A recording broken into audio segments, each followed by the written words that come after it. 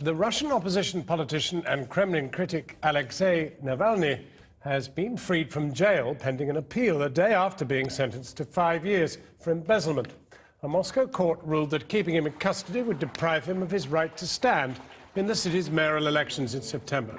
Thousands of Russians had protested against his conviction, saying it was politically motivated. Navalny is a vocal critic of the Russian President Vladimir Putin. The Chancellor has infuriated environmentalists by announcing 30% tax breaks for the fracking industry.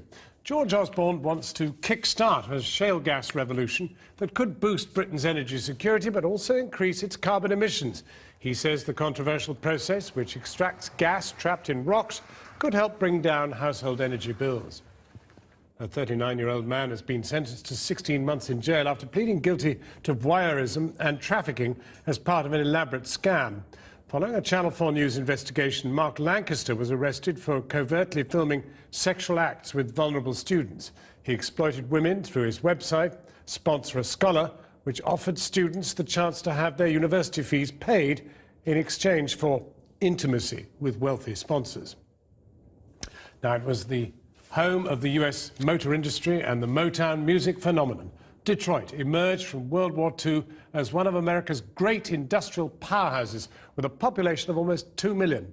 But since the 1970s, it's been in decline, and last night it became the biggest US city so far to file for bankruptcy.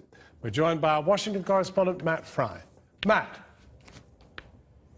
John, you know Detroit well, I know Detroit well, and the decline of the city over decades is really one of the saddest stories of urban America. Remember, this was once the industrial powerhouse, the city that gave birth not just to Motown music, but of course also the iconic car companies. And what seems to have happened, especially in recent years, is that the weight of its debt, especially because of pensions liabilities and healthcare liabilities for the many city workers, plus everything else that you need to run a city, has simply crushed Detroit. And last night, late last night, it declared bankruptcy. At a time when this country thought it was recovering, this really is a bit of a blow to its self-esteem. Across the waters of Lake Erie, Detroit still looks like a great American city. These corporate spires belong to General Motors, Ford and Chrysler, the three big car companies that gave this place its nickname, Motor City, Motown.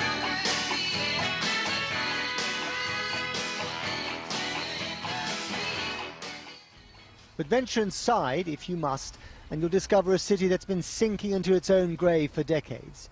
Today they issued the death certificate by filing for bankruptcy. Detroit had accumulated $20 billion in debt, roughly the same as Cyprus. It's telling that the man who's been trying to run the place since March is a bankruptcy lawyer. We didn't make this decision improvidently or in haste. This has been a decision that in one fashion or another has been working its way to the city for the better part of 6 decades.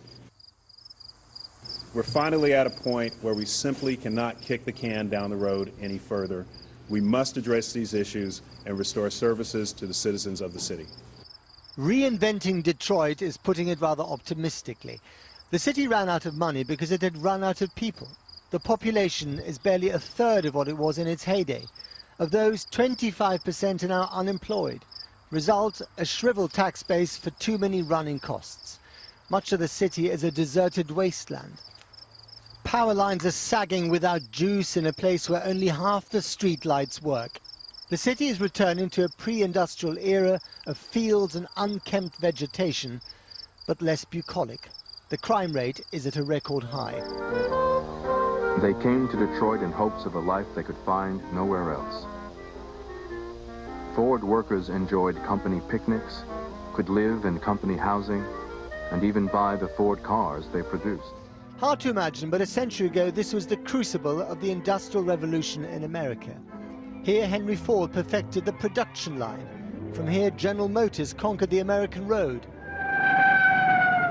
And then in the late 60s, when the rest of America was also in uproar, things started to go horribly wrong. There were the 67 riots in which 47 people were killed and 7,000 arrested. The rot had set in.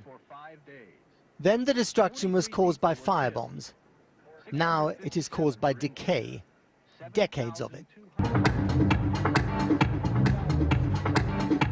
But perhaps the city can get inspiration from the car companies that dominate it.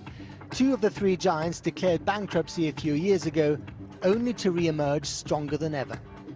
While there's an opportunity for the city and there's an opportunity for a lot of people maybe in the future, and I think there could be some great opportunities for young people. If the schools get better, and they need to get better fast, the young people stay in those schools. You can't have a 50% plus dropout rate, which Detroit does have.